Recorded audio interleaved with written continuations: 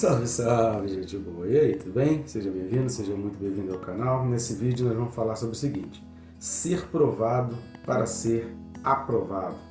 Vamos junto até o final? Então vem comigo aí.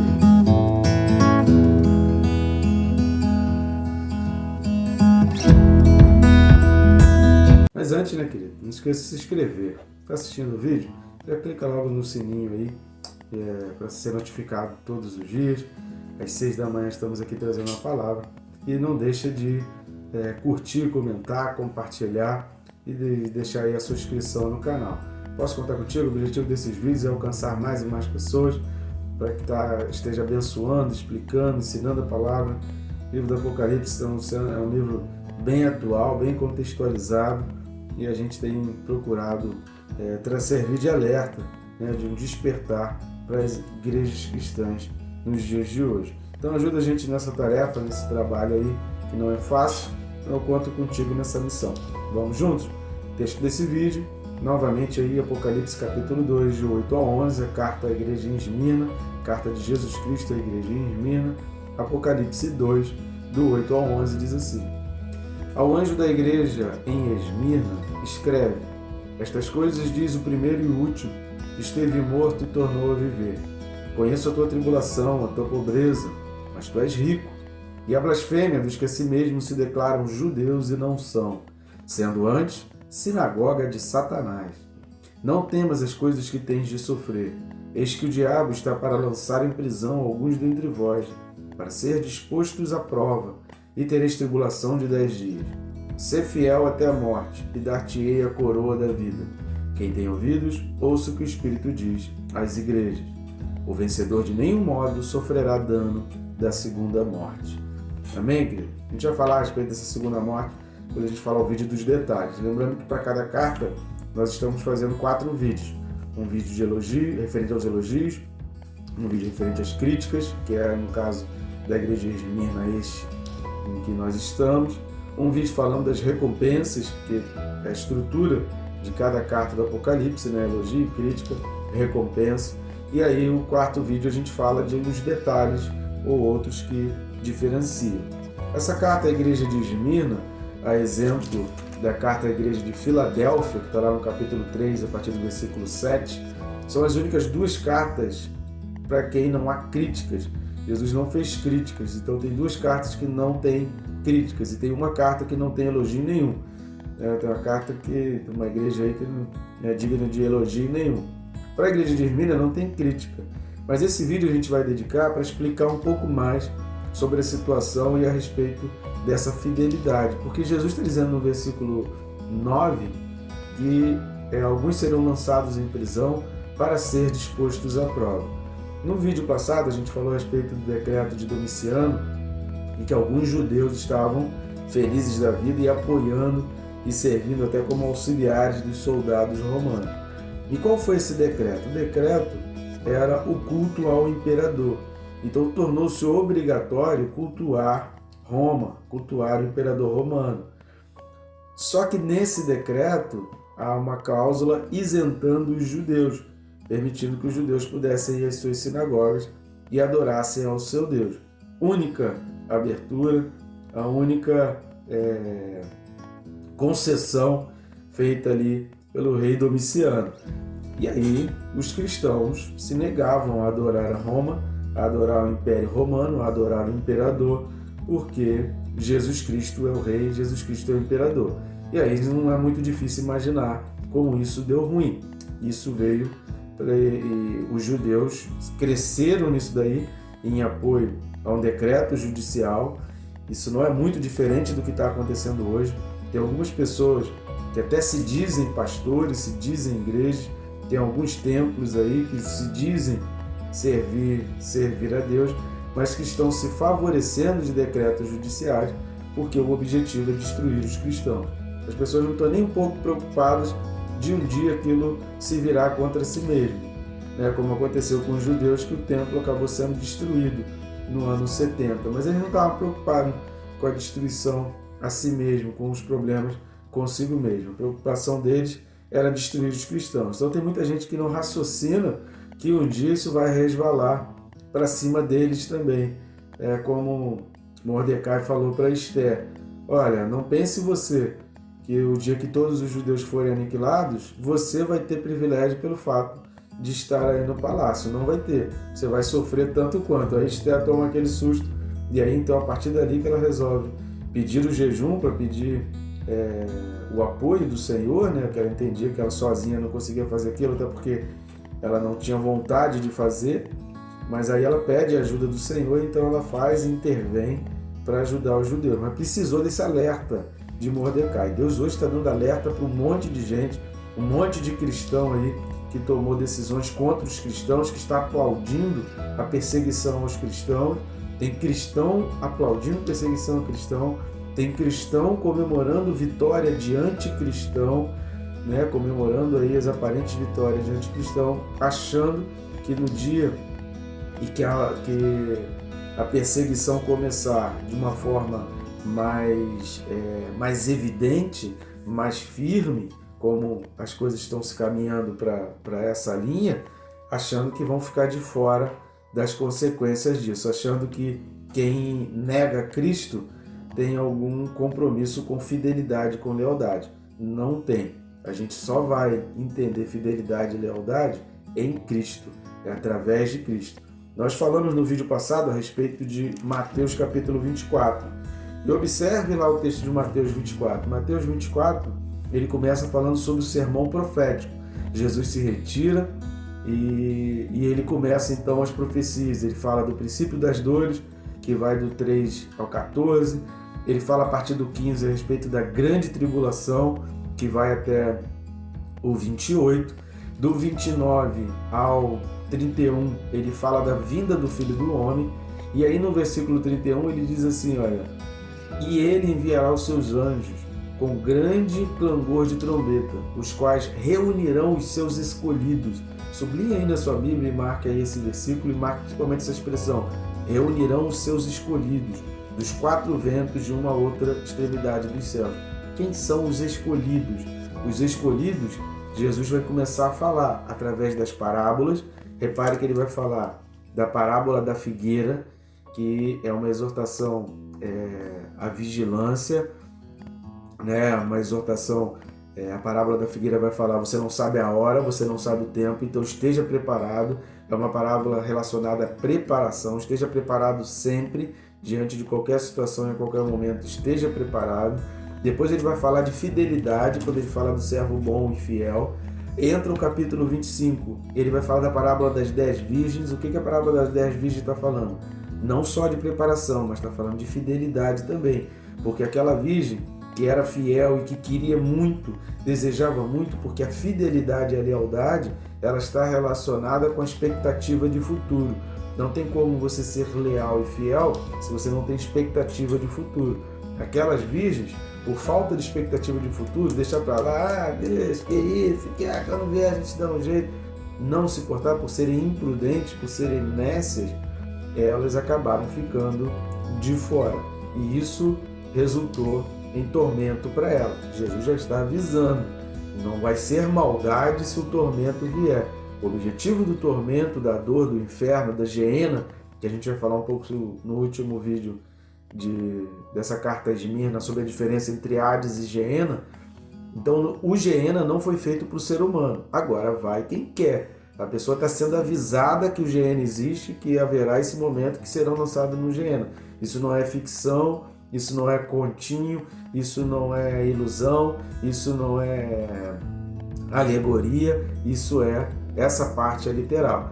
O Apocalipse tem suas alegorias? Tem, porque era a maneira que João tinha de tentar traduzir o que ele estava vendo. Agora, aquilo não tem a ver, a alegoria não anula a profecia, não anula que aquele acontecimento vai ser real, que aquele acontecimento vai acontecer. Apenas a maneira como a gente encara aquele acontecimento é que a gente muda. Então isso precisa estar muito claro na nossa mente. Jesus está dizendo que vai acontecer. E no capítulo 25 ele já fala da parábola das 10 virgens, que já vai envolver fidelidade e preparação. E depois ele vai falar da parábola dos talentos, que envolve exatamente fidelidade também. E aí no 31 ele fala do grande julgamento. Então quem são os escolhidos? São aqueles que permanecem fiéis e preparados. Então a fidelidade tem a ver com a preparação. O que a gente vai ver na igreja de Esmirna é qual o contexto ali que Jesus sempre vai utilizar, o contexto da tua época. Jesus sempre vai falar com cada um de acordo com o aspecto histórico, com os acontecimentos históricos, com o que cada um conseguia ver. Jesus utiliza aquilo que você pode ver para você entender o que Jesus está falando espiritualmente. Então, a primeira coisa que a gente falou de Esmirna aqui, a perseguição, o decreto Domiciano, a obrigatoriedade ao culto romano que os cristãos não queriam. Os judeus receberam essa concessão e acabaram auxiliando os romanos na perseguição aos cristãos. A igreja a cidade de Esmirna, né, de um modo geral, era uma cidade que tinha como característica, né, que tinha ali uma moeda em que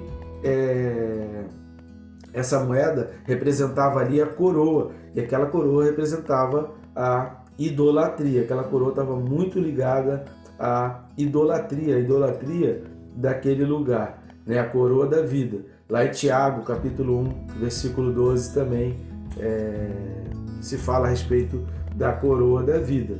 E essa coroa da vida era um simbolismo de uma recompensa financeira, porque estava escrita na moeda. Por isso Jesus faz essa menção: você pensa que é pobre, mas você na realidade é rico. Você pensa que você não tem a coroa, né? E não ter a coroa significava ser pobre, mas eu vou te dar a coroa da vida. Ou seja, a coroa que eles tinham como moeda, como conceito, poder financeiro, não era superior ao poder espiritual que Jesus iria conceder. Então, quando está falando de coroa da vida, na mentalidade do povo de Esmirna, ele estava falando: poxa, eu sou pobre porque eu não tenho a coroa. E ter a coroa era ter a moeda, era ter dinheiro. Eu sou pobre porque eu não tenho coroa, mas eu confio no futuro, na certeza de que o Senhor vai me dar essa coroa. Então, a fidelidade de Esmirna a Roma era gritante, porque em maioria massacrada eram os judeus e não cristãos. Os cristãos eram um número pequeno, mas Jesus está falando assim: eles serão postos à prova. Como que vai ser provado? Na preparação e na fidelidade. Qual a coroa que você quer? Então a preparação envolve negar, ou tirar os olhos desse poder financeiro e achar que riqueza está relacionado à fidelidade e que Jesus Cristo está preocupado demais com isso. Jesus Cristo está dizendo: meu reino não é deste mundo e você faz parte do meu reino, então você também faz parte de um reino que não é desse mundo. A tua preocupação tem que ser com o reino celestial. O reino celestial não pode perder importância enquanto o reino desse mundo começar a crescer no teu coração.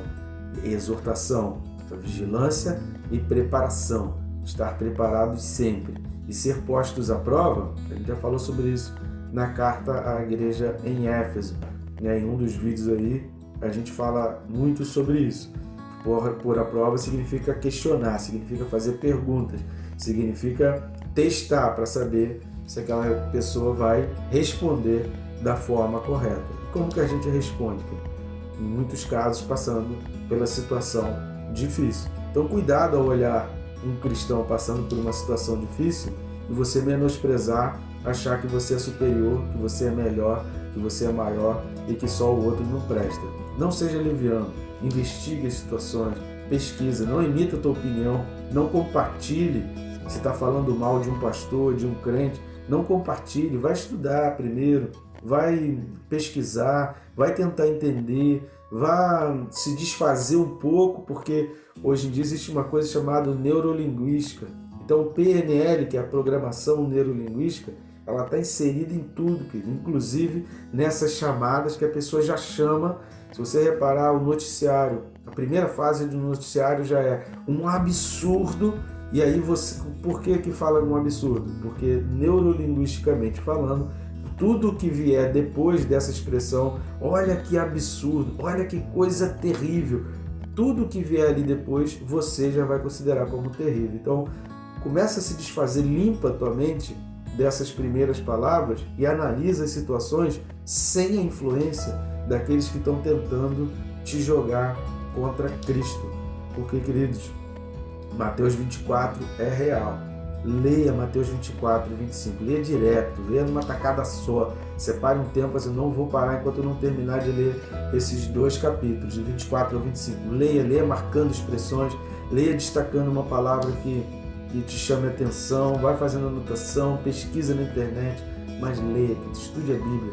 Sem preparação, querido, não vai ser aprovado. Se você não tiver estudando a palavra, não vai ser aprovado, cara, não vai ser. Isso é um aviso. Jesus está alertando a igreja de hoje, sem estudo da palavra, sem parar para ver, sem você parar um pouco e orar antes de emitir opinião e compartilhar postagenzinhas e paginazinhas, querido. Não vai ter preparação, não vai herdar a coroa da vida. Você quer a coroa da morte, a coroa deste mundo, ou você quer a coroa da vida? A igreja de Ermina não teve crítica, sabe por quê? Porque eles permaneceram fiéis, eles não pensaram 2 vezes, eles não titubearam, eles não dançaram para lá e para cá, e eles foram aprovados. Qual a prova que você está passando? Às vezes a notícia na internet, a notícia no jornal, na televisão, né? Tem gente que ainda assiste jornal e televisão mesmo depois do consórcio feito aí para denegrir e destruir a imagem dos cristãos e os valores e princípios morais. Mesmo assim ainda tem gente que assiste televisão, cara. Já era para você ter abolido isso da tua vida há muito tempo, mas enfim, cada um faz aquilo que quer. Minha função aqui é simplesmente alertar. Cuidado. Mateus 24 e 25 não está falando historinha, não é uma fábula, não é um conto. Jesus está dizendo, vai acontecer. Cristãos serão perseguidos, cristãos serão mortos, serão odiados do mundo. Então, se o mundo está odiando, aí quando a pessoa fala assim, que aquilo que fulano falou, aquilo que fulano fez, e você que está falando contra, você precisa ver, opa, esse lado aqui é anticristão, esse lado aqui não quer nada com Deus, esse aqui quer com Deus. Será que esse que quer com Deus está totalmente errado assim? Será que esse que está lendo a palavra, que está pregando a palavra, que tem um monte de texto bíblico, que está falando uma coisa que a Bíblia diz que será que ele realmente está todo errado? Se ele está sendo odiado, tão massacrado e perseguido por esses que não são cristãos, de quem eu vou ficar do lado? Me diz, é difícil raciocinar assim? É difícil chegar a esse tipo de conclusão? Pelo amor de Deus, eu não acho que seja difícil. É muito fácil, está muito evidente, está muito explícito. Eu não vou ficar do lado de quem é anticristão, definitivamente disposto a destruir o cristianismo. A pessoa é anarquista, a pessoa é satanista. Eu vou ficar do lado. Então a gente precisa parar para pensar. Quem é que está falando? Dependendo de quem vem a acusação, querido, acusação é elogio. Dependendo de quem vem, uma acusação pode ser um tremendo elogio. Porque para Jesus, querido, Deus se agradou muito quando disseram que ele estava blasfemando e que ele merecia morte. Aquela sentença foi um tremendo elogio para Deus. Deus falou assim, servo bom e fiel. Ser fiel até a morte. Isso é pesado. Será que a gente realmente está disposto? Ou a gente só quer as benesses e os benefícios do imperador, do culto ao imperador, o grande imperador? Tudo tem que ser favorável a ele, ninguém pode falar contra ele, ninguém pode falar nada contra ele. A gente precisa adorá-lo. Ó, grandioso imperador, ó, maravilhoso imperador. Será que a gente não está vivendo esse tempo hoje em dia? Será que o Domiciano já passou? Ou ele está presente aí, dominando o nosso país e a nossa nação? Nosso reino não é desse mundo, é daquele lá. Ser fiel até a morte, querido, porque sendo provado é que a gente vai ser aprovado. Que Deus te abençoe, rica e abundantemente.